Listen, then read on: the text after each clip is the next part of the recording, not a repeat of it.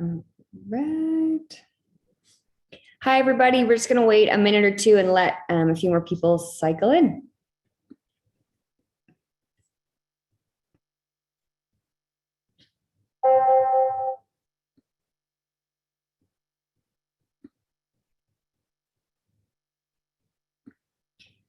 All right, while we're waiting, if anyone wants to put in some fun summer plans they have in the chat, feel free. I'm going to Canada in a couple of days, so that's exciting.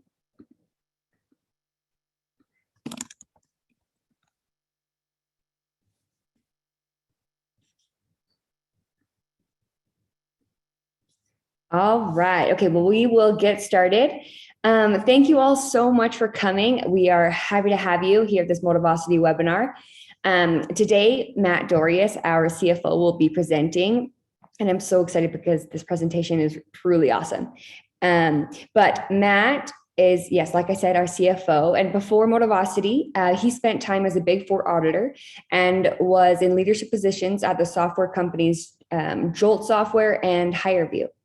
When he's not driving finance and operation strategy at Motivosity and keeping us all together, he spends time with his wife running 3 daughters to soccer and ballet and chasing a 2-year-old boy. And I would add in occasionally throwing a backflip on the wakeboard because I've seen it done and it's pretty impressive. But with that, thanks so much, Matt, for being here. Thank you to everyone else for being here. And Matt, I will let you take it away. Great. Thanks, Carly. I'm so excited to be here. Let me get my screen up and going for you all here. All right, that coming through okay? Perfect. Well, really excited to talk today about employee engagement. It's something I think about a lot. It's something that's on a lot of everyone's mind. Hopefully, that's why you're showing up here to this webinar, I assume.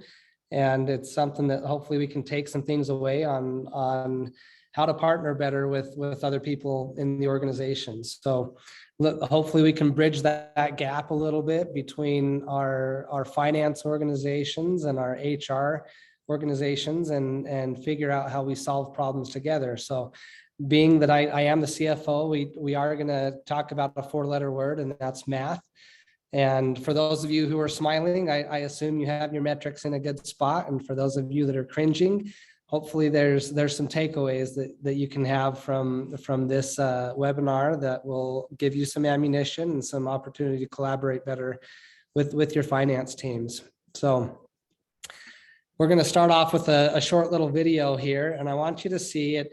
Might come through a little bit choppy, but hopefully you kind of get the gist. See if you can spot the girl in the middle that may or may not be a little bit differently engaged than her peers around her. So we'll let you watch this for a second.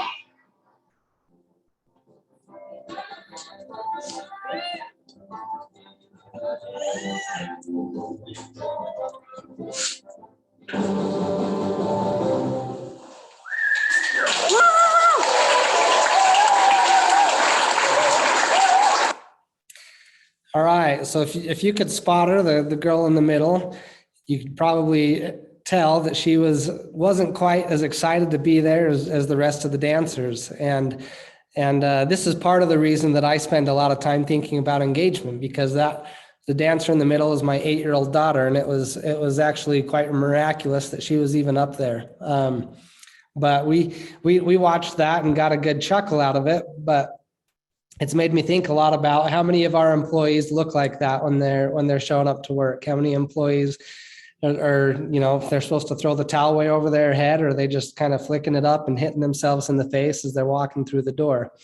And so that's our 8-year-old, she wakes up every day during school and she hates to go to school and she hates to do piano lessons and she hates soccer. And so we have to think about creative ways to get her engaged. And there's a broad spectrum of different appetites for the duties that your employees are doing and how much they enjoy that. So we'll start off with a little bit of a definition here of employee engagement defined. So William Kahn, he's considered the founding father of employee engagement. He's a professor of management and organizations at Boston University.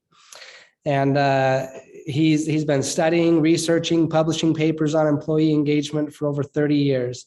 And this is how he defines employee engagement. It's the harnessing of organization members' selves to their work roles, both physically, cognitively, and emotionally during the role performance. So that's a very academic way to think and define it. Other researchers have boiled it down to a little bit more simple definition. And as you can see here, just simple passion for work. Here at Motivosity, this is our mission. Our mission is to help employees be happier about being at work, about the work that they do. And there's a lot that goes into that. So we define that in terms of just people being happy about the role that they're in and are they enjoying what they do. So loving what you do is actually one of our core values at Motivosity. And so that's part of our mission. So let's do a quick poll here and just kind of get a lay of the landscape at your organizations. What percent of the people at your organization do you feel are happy? How, if you just think about who's walking through the door with a smile on their face, or maybe you do an employee NPS survey and you know this, you know how happy your employees are. Do they come back from vacation invigorated? Are they excited to come to work, or do they come with a pit in their stomach, to walk through that door? So, poll results are coming in here. So the results. All right. So 26% of you say that 10 to 30% of your employees are engaged. 37% of you say that 31 to 50% of your employees are engaged. And 32% of you say that 51 to 75%. And then there's a 5% here that are saying everybody's engaged around here. So pretty even mix across those first three. And Gallup has been researching this for about 20 years. So they use 12 criteria to determine how engaged our workforce is. So we won't go through all 12 here, but there is a QR code if you want to dive more into the details and maybe think about which of those 12 criteria might be most important to your organization. There's a QR code to look at that. But here at Motivosity, we use 6 of the 12 criteria to measure engagement. So, and those 6 are: I receive recognition or praise at least once a week. My manager or supervisor cares about me as a person. I have a best friend at work. I would not take another similar job for 10% more money. I tell my friends they should work here. And I agree with and live by our company values. So those are the ones that we've determined here at Motivosity that help us decide what our employee engagement is. And we send this out. Everyone fills this out quarterly in our organization, and this gives us a little bit of a measure. So if we look at Gallup's results, as they've done this over the last 20 years, the 2021 results that came out about a year ago in July were 34% of employees are engaged at work. If we look at that worldwide, it drops even further down to 20%. So over that 20 plus years that Gallup has been measuring this, US engagement has fluctuated between 25% and 34%. So we haven't made a ton of progress over that time, and there's a lot of room to engage and to fix this problem that we're all confronted with. So if we flip that on its head and we look at, all right, how much of this workforce is disengaged? How many aren't engaged, right? It's just simple math based on those results. 66% of the US workforce is not engaged. Worldwide, that increases to 80%. That's a staggering statistic to look at. And as a CFO, that's quite concerning, right? You think about, okay, what are the costs to that disengagement? What productivity am I losing because employees would rather, scroll through their social media feed or not show up for work at all, right? So there's two primary costs to having disengagement within your employees. And many of you are probably, I'm preaching to the choir here, you're well aware of this, but the first is just increase in employee turnover, right? We think about the great resignation. We think about how much we have to do in recruiting to make up some of those turnover rates that we're experiencing. And the second one is lost productivity from employees that stay. So you have those that leave, and then you have those that stay, and what's the cost of them being disengaged at work? So this is just a quick visual here for that first turnover rate, right? You have this below the line over here is the investment in just initially getting someone in the door. You have the new higher cost of interviewing, of manager time, of resources that you have to spend to go and find those new candidates. You have that onboarding expense that just getting them up to speed on culture and integrated into the company. And then you hit that line and you start to get a little bit of a return, but it's still making up lost ground on what you were getting from that productive employee that left. And then you see here, as we get a little bit further up, that cost and investment and that return will determine how productive someone is based on their level of engagement once they get further down the road and being into the company. So turnover costs, average 2022 turnover rate is 24% from Gartner. So that's projected to continue to increase as with the job market that we're seeing, with people's willingness to leave and try new things, and that average tenure is going down at companies at a consistent rate. So at a cost of up to 1.5 times salary. So Deloitte, that's what they've projected, is you spend between 1 and 2 times an employee's salary to replace them, to get them back up to speed and up to the productivity that you had of a previous employee.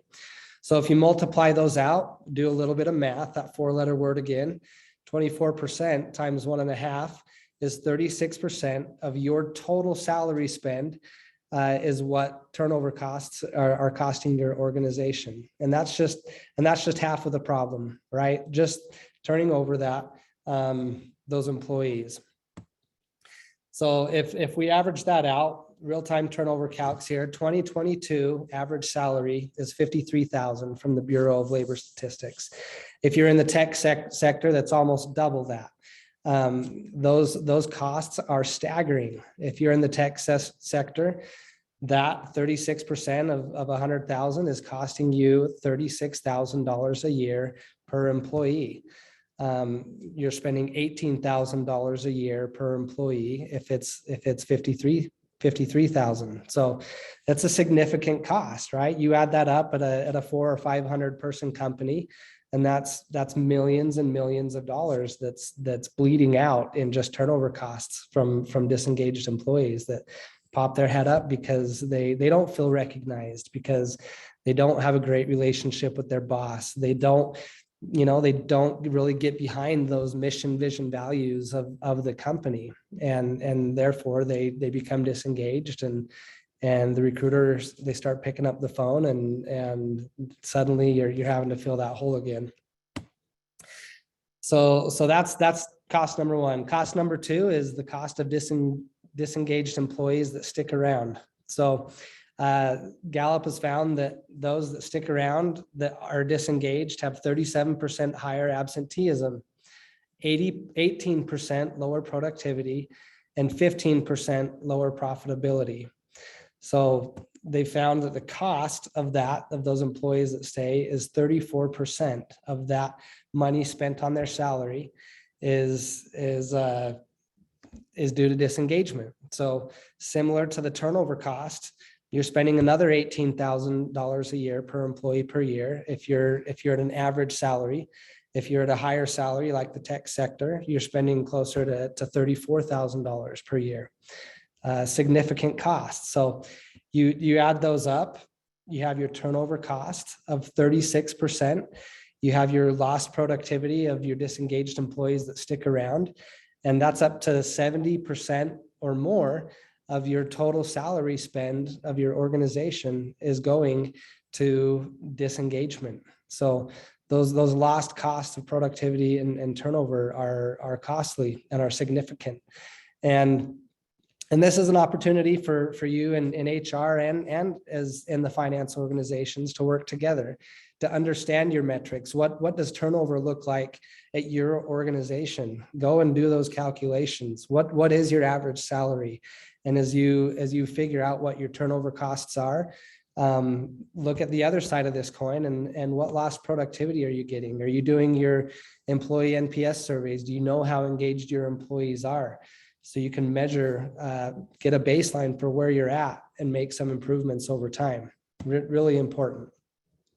So let's do a quick poll here, kind of shift gears now that I've made everybody depressed about how costly disengaged employees are, and let's maybe take a little bit of a step back and work through a poll. So how much of your life do you think will be spent at work? So we'll let some of this come through. Or are you a workaholic? Is work your life, as you see in option D? Will you spend a fourth of your life at work? Will you spend a third? Will you spend half your life? What percentage of that will you spend at work? So the polls are coming in here. So looks like about 55-60% of you are saying you'll spend about half your life at work. 32% of you say a third of your life, 9% a quarter of your life, and for 5% of you, work is your life. So it's probably the same 5% that said everybody's engaged around here. So that's when you know you love what you do, I suppose. Significant. Researchers, they've determined about 90,000 hours of your life are going to be spent at work. That's a third of your life will be spent at work. Life's way too short not to make it an engaging and meaningful experience to be at work, to interact well and work cross-functionally with the teams across your organization, to be invigorated by the mission, vision, values of the company, to have a meaningful relationship with your boss. A lot of times you might spend more time with your coworkers than maybe your kids at certain points in your career. So it's really important to make that time engaging. And I know I'm preaching to the choir. You all love people. That's why you went into this field of work. So kind of, as I said, that's 1/3. It's not all about the money. It's not all about the cost.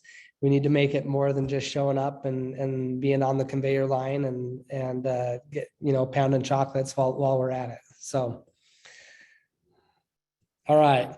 So would love to hear just in maybe the chat, what are you doing that's working, or what are some of the things that you're trying in engagement at your organization? Would love to get some ideas, and there's some great and smart people on this webinar. Would love to hear what things you're doing to get engagement at your company. I know here we use Motivosity. That's one of the things why we exist, is to make people happier and engaged at work. So we give each other, praise and recognition equally across the organization. We do fun things together as a team. I think it's super important to get that face time, especially now that we have distributed teams and remote workers.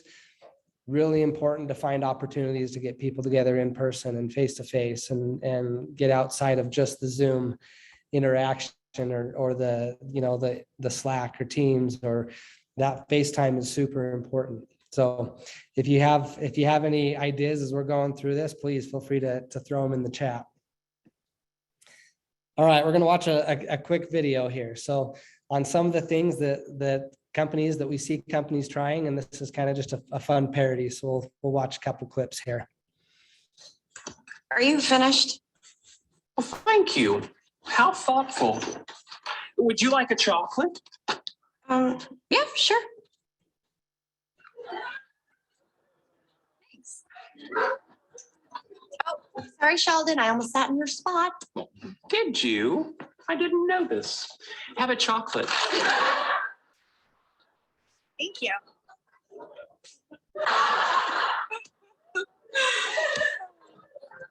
You're here a lot now. Oh, am I talking too much? I'm sorry. Zip. Thank you. Chocolate? Yes, please.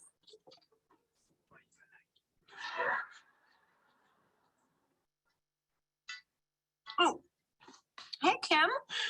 Yeah, you know what? Hold on. Let me take this in the hall.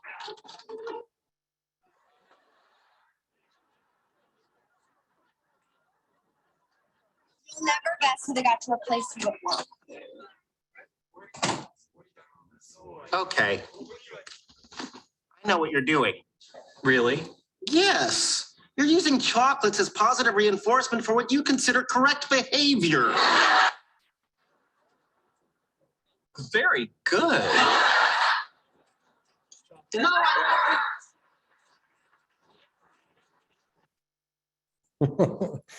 All right, so yeah, we think about those things that we're using, right? Chocolates. You have Sheldon and Leonard here, and Penny, and Sheldon's obviously taking this to an extreme, right? And tongue in cheek, he's doing that.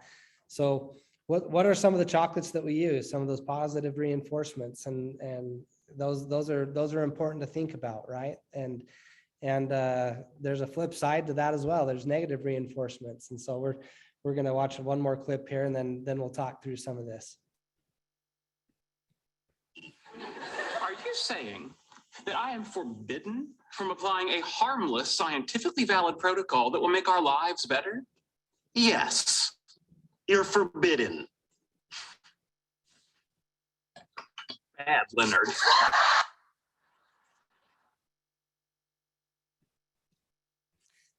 All right, so we've resorted to chocolates and spray bottles, right, for 20 plus years, and we haven't had that much success in moving the needle on the percentage of engagement with employees, and there's things that we can do better. So as I think about what chocolates and spray bottles companies and organizations are using, a couple of things that come to mind are milestone trophies.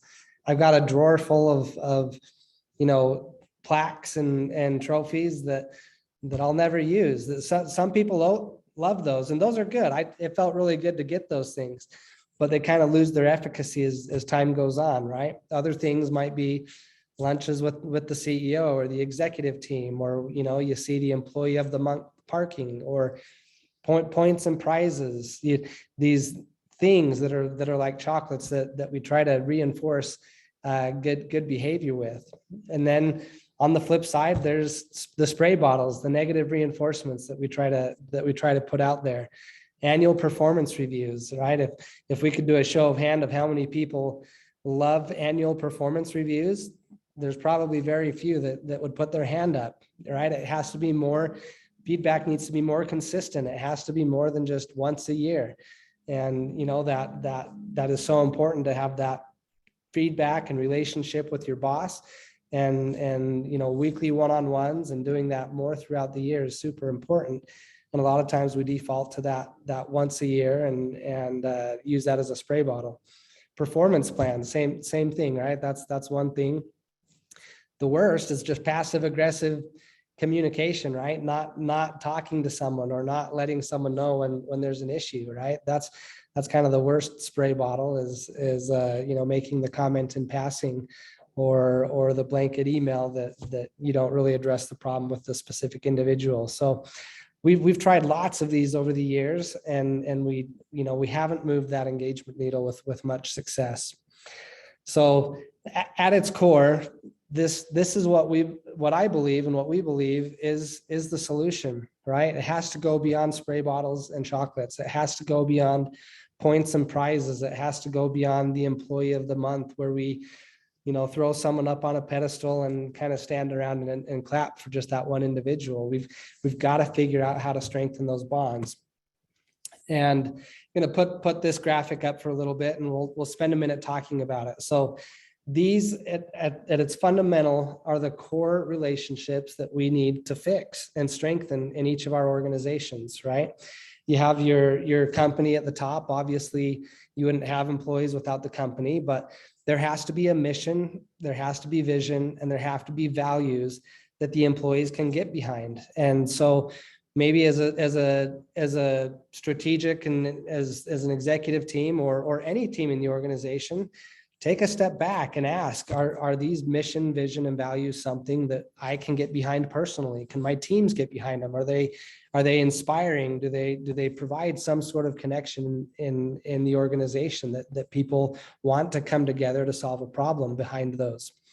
So, and then if you go down to the managers on the left and the employees on the right, those are the other critical relationships that need to exist, right? And there needs to triangulate between those three, the relationships.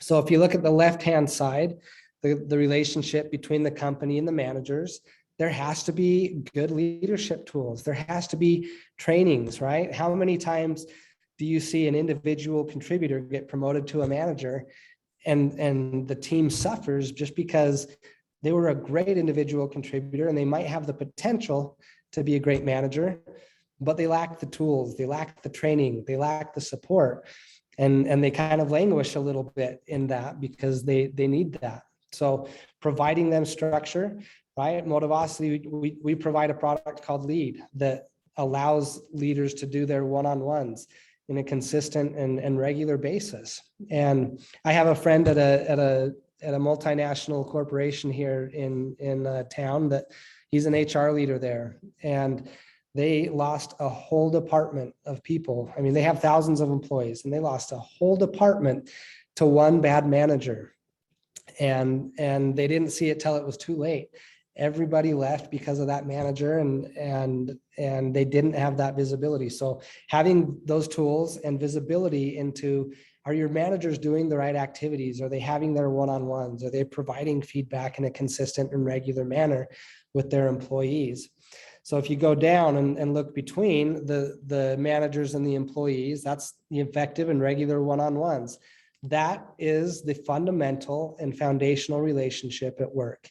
People will leave a great company all day long because of a terrible boss, a terrible manager. So having visibility into that organization-wide and knowing, are your managers doing regular one-on-ones? Are they providing feedback to the employees? How is that relationship? Are you getting feedback through surveys to know, how they view their team environment and how they view working with their boss or manager? That is super important to make sure that relationship is concrete. And then if you look at the right side of the triangle, there's the relationship between the company and the employees. And the company needs to figure out, one, how happy their people are. Do those employee NPS surveys, those Net Promoter Score. Are people happy at work? We use those 6 questions as our employee NPS gauge. That helps us understand where are we at relative to the employees in the company. And outside of that, the company needs to go out of their way to get cross-functional. How do you get teams collaborating together to work on projects? Getting teams together again, face-to-face is super important, even in its distributed workforce. Find opportunities to meet and do those activities.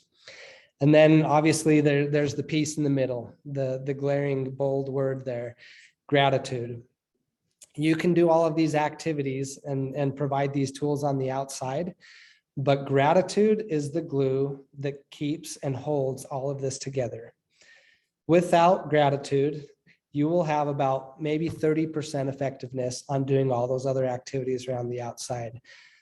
getting your employees and your managers and your leaders to recognize and distribute recognition across the organization in a consistent manner is key. And making gratitude the center of it is the glue that builds and holds together those relationships.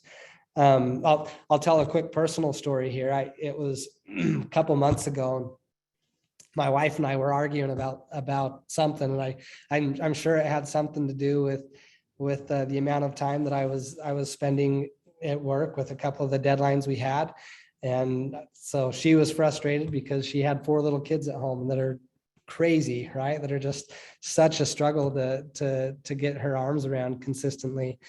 And so sometimes when I've had to work a little bit late, that frustrates her. And so we got a little bit of an argument, and really we were just frustrated because here I was trying to work and provide a good living and be successful with my job. And here she was trying to be successful as a mom and try to get some peace and quiet in the dispersed in between there. And at the end of the day, we kind of took a step back after kind of talking about it and arguing about it for a minute. And really it was like, we realized, you know what, these are things that we both have to do. And we just want to be appreciated. We want our efforts to go noticed and not by the wayside. And the source of that friction wasn't the fact that I was working, and it wasn't the fact that she was spending all of her time being a good mom. It was the fact that we didn't feel appreciated enough for doing those things. And it's not because we didn't appreciate each other. It's just, we didn't say it. It's not always natural to say, thank you for doing this. And our default is to do that for, these big, grandiose things, right? And that's kind of where the employee of the month comes in. But you have to figure out a way to do it in a consistent manner. There is so much good happening in each of your organizations on the day-to-day, hour by hour, that you have to figure out how to surface that. And obviously we use our tool here at Motivosity to do that, to say thank you. I get I think $9 a month to give out to my team. And I do that in small increments, in dollar increments, and say, hey, I really appreciate your help jumping in and providing help with that contract or that report, or, hey, thanks for doing the tax filings. And that surfaces in a social media feed for the rest of the organization, right? Like, the sales guys can now appreciate that the finance guys have to deal with all the compliance, and HR can post their messages around, oh, thanks for getting the annual benefits renewal in place and ready, and it just really allows the rest of the organization to appreciate so much of the good that is surfaced on a regular basis. So to tell you a little bit about an experiment I did at our house. So as Carly mentioned, we have three young girls and a young son now. At this time, we had 3 young girls, and as you can see, their names are Jane, Kate, and Meg. And we realized, man, they seem to just, they need to get along better. We need to have more unity. We need to figure out how to bring more light and brightness into our home, and how do we do this amongst the kids. And so we did this experiment at home. We gave each of them a giving jar and each of them a spending jar, and each week we would give them 10 dimes. So they had 10 dimes and they couldn't spend them. They couldn't put them in their piggy bank. The only way that they could come out of that giving jar is if they put one of those dimes into one of their sisters' spending jar. And to do that, they had to tell them, thank you for something specific. Thank you for being nice to me today. Thank you for making my bed. Thank you for, putting my plate away at dinner, whatever it might be. And then we told them we would do a mom store at the end of each week. So we went through this exercise, and it totally changed how they saw each other. And the dimes were fun, but that wasn't the focus. The focus was the gratitude. And that's really what made the difference in them. And pretty soon they were doing each other's chores, doing the dishes for each other. They were making their bed, clearing the table after dinner. And it made them feel so good to not only give, but to receive the thanks. And then of course they loved, at the end of the week, we would get together and my wife would go to the dollar store and buy a bunch of fun treats and toys, and she would put price tags on it. And then we would take the opportunity as parents to give additional dimes out. And we would take that mom store time to say, hey, you know what? I really appreciate that you were super diligent in your piano lesson practicing this week. And it made us realize as parents, we don't do that enough. We don't tell our kids, we don't give them that reinforcement for the good things that they're doing enough. It's often so focused on stop doing this and stop doing that. And we really go about it in the wrong way. And I, like all good habits, we kind of fell off the wagon a little bit at our home in doing this, but going to revive it because it really made a huge difference in our home in making the gratitude the glue that held those relationships together between those siblings. So couple of parting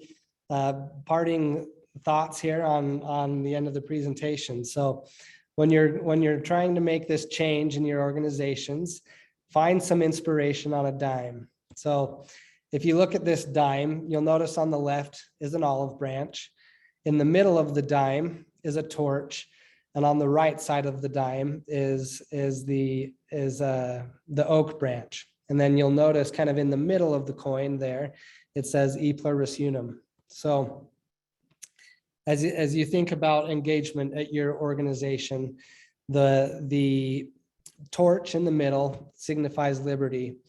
Your engagement program is going to have the greatest impact if you give as much freedom as possible to the employees. It can't be a top-down approach. It can't be, hey, let's let the managers and the executives give out spot bonuses here and there every once in a while as thank yous. That's good. That's a great chocolate. That's a good behavior reinforcement. But that doesn't give you that organic and peer-to-peer gratitude that's the glue that holds the organization together. So you will have about 3 times the effectiveness if you make your engagement strategy as free as possible. Don't curate a catalog on what people can and can't redeem points for, right? You've got to, at Motivosity, we give them the dollars and we let them spend it on whatever. We have a Thanks Matters card that, you know, I get a thanks from my coworker and says, hey, you know what? Thanks for doing that one-on-one with me. Here's $1. I can go swipe that the next minute for gas or groceries or those things that are important to me. And it makes me want to circle back and get into that gratitude loop again of, man, that felt really good. I'm going to thank them. And then I'm going to thank their peers and their counterparts. And I'm going to look at other people on my team and say, thank you. And giving that freedom really, really is the key to making an engagement program authentic, especially when it comes to peer-to-peer recognition. So the olive branch, right? It signifies peace. Gratitude is that key. Get creative in helping people say thank you. Implement a solution like Motivosity, or at the very least, just put together a Slack or Teams channel that's for saying thank you, to give that visibility across the rest of the organization. Or if you have the luxury of having lots of your organization in office, go hand out thank you cards to everybody and say, hey, here's thank you cards to give out this week. Go do something with it. So get creative to create that cohesiveness and collaboration, and make gratitude a super prominent part of that, because it is the glue that will hold that together. And then lastly, the oak branch, right, is strength. Facilitate organic ways for people to strengthen relationships. Do those team activities, get face-to-face, get out of just the rut of everyone being on Zoom all the time. And maybe it's in geographic regions that you have people that get together cross-functionally. And then as you do that, the hope is that out of many, you can create one, right? You can achieve that e pluribus unum. And that's and if you feel like you're the only one on the the strategic team that's thinking about employee engagement, flip that dime over and take some inspiration from Franklin Delano Roosevelt. When you reach the end of your rope, tie a knot and hang on. Put it on every agenda. pound the table with employee engagement. Fight for it for budget, right? You're gonna start planning here in the next quarter for the coming year. Put it on the agenda every meeting. Put it in there as a line item of employee engagement, and it'll provide huge returns.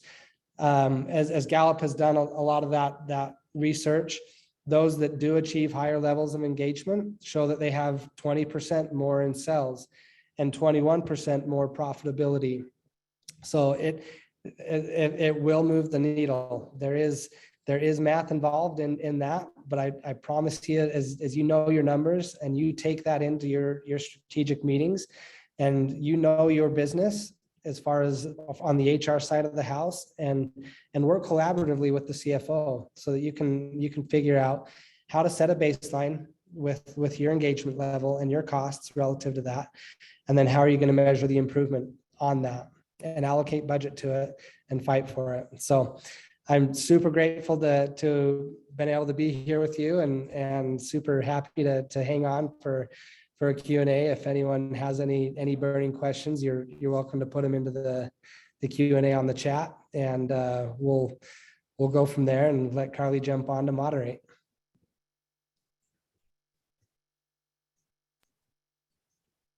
All right. Hi, everyone. Matt, thank you so much. That was fantastic. All right. Yeah. If you have any questions, feel free to put them in the chat. We do have one that came in, and I'll start with that. And then again, if you have any more, feel free to put them in. But Matt, of the 6 factors you brought up at the beginning around employee engagement, which do you think has the biggest impact? Yeah, that's a really great question. And there's a lot of those, right? There's 12 and 6 that we use that are all really important. But I would say for me that receiving recognition at least once a week is so critical, because as you saw in that graphic, the gratitude in the middle, that bold gratitude, that is the glue that holds all of that together. And if you don't have that peer-to-peer aspect, that organic gratitude and way to facilitate people getting recognition on a regular basis, right? The question is once a week. So I guess you could ask yourself, have I received recognition once in the last week? And I'm going to guess that the majority on this call, the answer is probably no. And that's what we have to change. We have to be able to one, be able to recognize the good that's doing, and then 2, give people a way to express that and surface that and give visibility to the rest of the organization in an ongoing and meaningful way. Yeah, I could not agree more. I think we were on another webinar. I think it might have been Bobby's or Scott's, but a lot of research has come in saying that recognition is the #1 motivator of the workplace. So I totally agree. Yeah, I mean, and we're in a spot, right? As you think about that turnover, where look, people, they're not leaving because they're not paid enough. They're not leaving because the benefits aren't good enough. They're leaving because they don't feel like their work is meaningful. They don't feel like people appreciate the efforts that they're putting into it. And that's really the catalyst that is driving a lot of this employee turnover and the Great Resignation, is people looking for fulfillment in their efforts. And obviously the financial side has to be there. That's table stakes, but that's really what's driving the behavior around people, being at one place and being productive while being there. Mm-hmm. Yeah, I think that is the beautiful balance too. Yeah, like wanting to be there and being productive while being there. Okay, perfect. Well, no more questions have come in, which is great, because you answered everyone's questions throughout the webinar, I'm sure, Matt. So again, thanks so much for joining us. Thanks for putting together this presentation. I think it is pure gold, this information here. And to all of our attendees, thank you so much for joining us. And we hope you have a fantastic day and a fantastic week. Great. Thank you all. Thanks, Carly. Thanks, everybody. Bye.